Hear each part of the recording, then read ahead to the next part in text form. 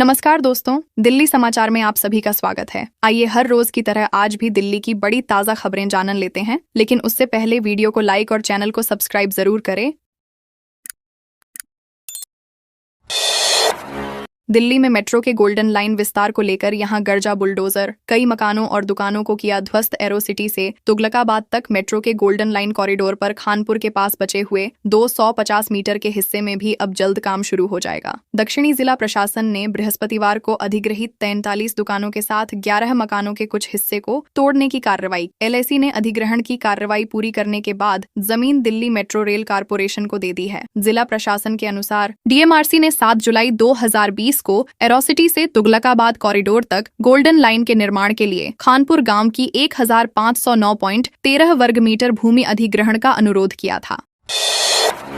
सरकार के दावों की खुली पोल, सांसद के गांव में घुटने तक भरा पानी। दक्षिणी दिल्ली में सावन के पहले दिन मानसून की बारिश से तुगलकाबाद, संगम विहार जैसे इलाकों में पानी भर गया, जिससे शिवालयों में जाने वाले भक्तों को परेशानी हुई। तुगलकाबाद गांव में जलभराव से दिल्ली सरकार के दावों की पोल खुल गई। मुख्यमंत्री रेखा गुप्ता ने कहा कि जल निकासी व्यवस्था में सुधार किया गया है और आगे भी सुधार किया जाएगा।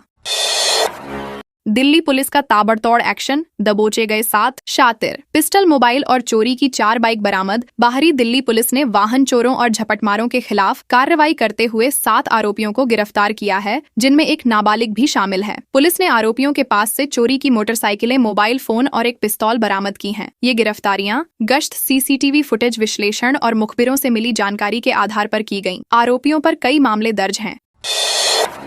दिल्ली में कांवड़ यात्रा के दौरान बंद रखें मांस बिक्री की दुकानें। मेयर राजा इकबाल सिंह की मालिकों से अपील। दिल्ली में कांवड़ यात्रा के दौरान महापौर ने मांस की दुकानें बंद रखने की अपील की है। निगम सदन में आप के हंगामे के कारण बैठक स्थगित करनी पड़ी। महापौर ने आप सरकार पर कर्मियों को पक्का करने के वादे को पूरा न करने का आरोप लगाया। MCD ने मनोनीत पार्षदों को विकास निधि देने का प्रस्ताव पारित किया है और समितियों के नियमों में संशोधन किया गया है। जामिया मिलिया इस्लामिया में इन छात्रों के लिए बनेगा 400 बेड का हॉस्टल। मंत्री से मिले कुलपति। जामिया मिलिया इस्लामिया में पूर्वोत्तर के छात्रों के लिए 400 बेड के हॉस्टल के लिए कुलपति प्रो मजहर आसिफ व रजिस्ट्रार प्रो मोहम्मद मेहताब आलम रिजवी ने केंद्रीय पूर्वोत्तर क्षेत्र विकास एवं शिक्षा राज्य मंत्री डॉक्टर सुकांत मजूमदार से भेंट की। डॉक्टर मजूमदार ने प्रस्ताव पर सहमति जताते हुए समर्थन का भरोसा दिया। प्रो आसिफ ने बताया कि हम पूर्वोत्तर के छात्रों के लिए एक पूर्ण छात्रावास के प्रस्ताव को आगे बढ़ाने को लेकर उत्सुक हैं।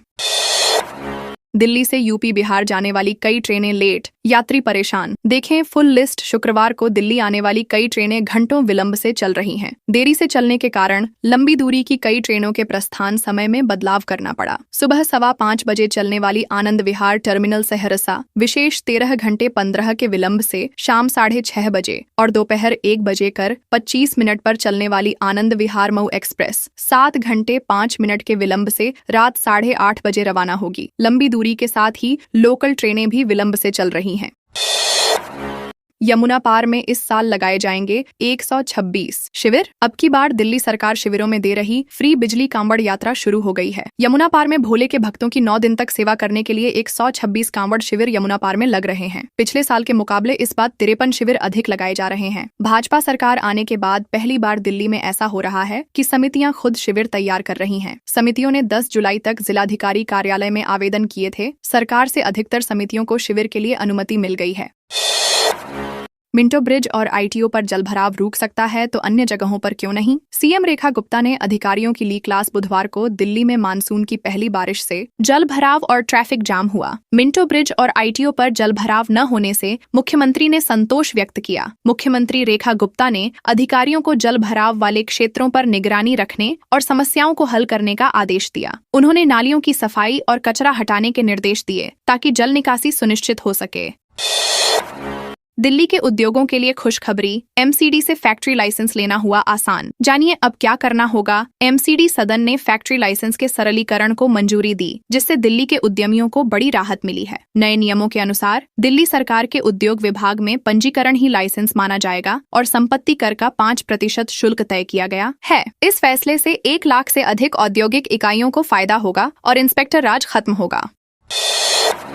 हर चुनाव से पहले बीजेपी वोटर लिस्ट में गड़बड़ करती है, चुनाव आयोग बना मूकदर्शक। अनुराग ढांडा आम आदमी पार्टी अनाप ने आरोप लगाया कि बिहार चुनाव से पहले मतदाता सूची में बीजेपी गड़बड़ी कर रही है। आप नेता अनुराग ढांडा ने कहा कि सुप्रीम कोर्ट के सवाल उठाने के बाद यह स्पष्ट है कि बीजेपी चुनावों से पहले मतदाता सूची में छेड़छाड़ करती है, जिसमें चुनाव आयोग मदद करता है। उन्होंने बिहार में मतदाता सूची पुनरीक्षण प्रक्रिया को रोकने और स्वतंत्र जांच की मांग की। दिल्ली पुलिस ने पकड़ा बड़ा ड्रग्स तस्करी गिरोह, 7 करोड़ की हेरोइन के साथ तस्कर गिरफ्तार। दिल्ली क्राइम ब्रांच ने एक ड्रग्स तस्कर गौरव को गिरफ्तार किया है, जिसके पास से 7 करोड़ रुपए की हेरोइन जब्त की गई। ये हेरोइन दिल्ली एनसीआर में सप्लाई की जानी थी। पुलिस ने गौरव के सहयोगी वंशु की तलाश शुरू कर दी है। गौरव पहले अवैध शराब बेचता था और बाद में हेरोइन की तस्करी में शामिल हो गया था।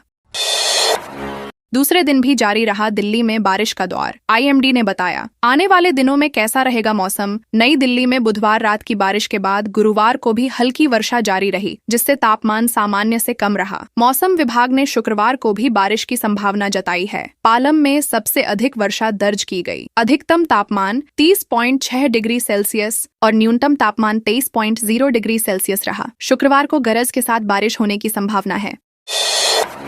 पशुओं के साथ क्रूरता पर दिल्ली हाई कोर्ट ने लैब पर लगाई रोक, सीसीएसआईए को निरीक्षण कर रिपोर्ट देने का आदेश। दिल्ली हाई कोर्ट ने जानवरों के साथ क्रूरता के आरोपों पर एक निजी लैब में पशु परीक्षण पर रोक लगा दी है। कोर्ट ने सीसीएसआईए को जानवरों की देखभाल के लिए सुधारात्मक कदम उठाने के निर्देश दिए। यह मामला पेटा की याचिका पर सामने आया, जिसमें पलामूर बायोसाइंसेज पर क्रूर व्यवहार का आरोप लगाया गया था। कोर्ट ने सीसीएसआईए और पलामूर बायोसाइंसेज को नोटिस जारी किया है।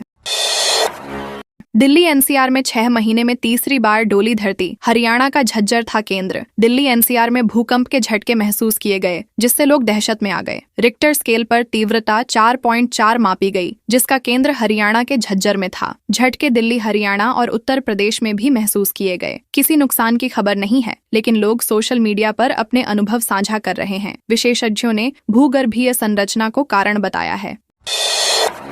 दिल्ली पुलिस की ताबड़तोड़ एक्शन जारी। 6 माह में पकड़े गए 4000 से ज्यादा आरोपी। दिल्ली पुलिस की दक्षिणी रेंज ने अपराधों के खिलाफ एक बड़ी कार्रवाई की है। उन्होंने 4300 से ज्यादा अपराधियों को गिरफ्तार किया है, जिनमें तस्कर और अवैध प्रवासी शामिल हैं। पुलिस ने ऑपरेशन गरुड़ वज्र शस्त्र और निश्चय चलाकर कई अवैध हथियार, मादक पदार्थ और चोरी का सामान भी बरामद किया है। पुलिस आयुक्त एसके जैन ने नागरिकों से सहयोग की अपील की है। तहफ्फुर राणा के खिलाफ एनआईए ने दाखिल किया एक और आरोप पत्र। कोर्ट ने बढ़ाई थी न्यायिक हिरासत। राष्ट्रीय जांच एजेंसी 26/11 मुंबई हमले के आरोपी तहव्वुर हुसैन राणा के खिलाफ एक अतिरिक्त आरोप पत्र पेश किया है। न्यायिक हिरासत खत्म होने पर राणा को अदालत में पेश किया गया, जहां उसकी हिरासत 13 अगस्त तक बढ़ा दी गई। वह हमले के मुख्य साजिशकर्ता डेविड हेडली का करीबी सहयोगी है। 2008 में हुए इस हमले में 166 लोग मारे गए थे।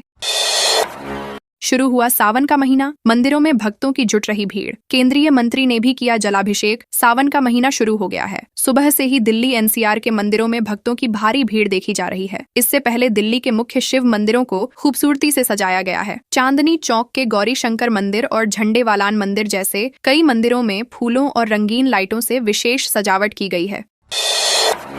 दिल्ली में मां बेटे मिलकर चला रहे थे गिरोह। पुलिस ने 100 सीसीटीवी की मदद से धर दबोचा। पूर्वी दिल्ली पुलिस ने सब्जी विक्रेता मां बेटे की जोड़ी को गिरफ्तार किया है, जो लूटपाट में शामिल थे। आकाश अपने साथी के साथ लूट करता था और सामान अपनी मां को देता था, जो उसे बेच देती थी। पुलिस ने 2 बाइक, 47,000 रुपए और सोना पिघलाने का सामान बरामद किया है। आरोपियों पर कई आपराधिक मामले दर्ज हैं। पुलिस ने सीसीटीवी फुटेज की मदद से आरोपियों को पकड़ा।